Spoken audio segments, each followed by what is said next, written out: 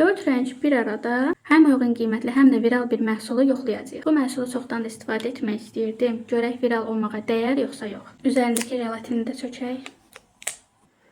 Çox gözəl qoxusu var.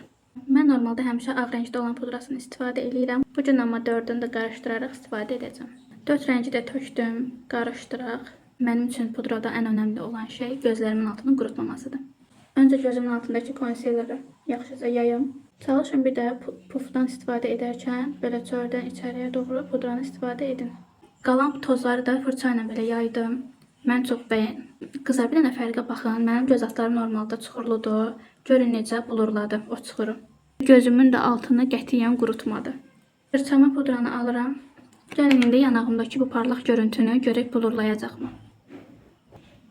Çox qəşəng oldu. Bəyəndim bunu.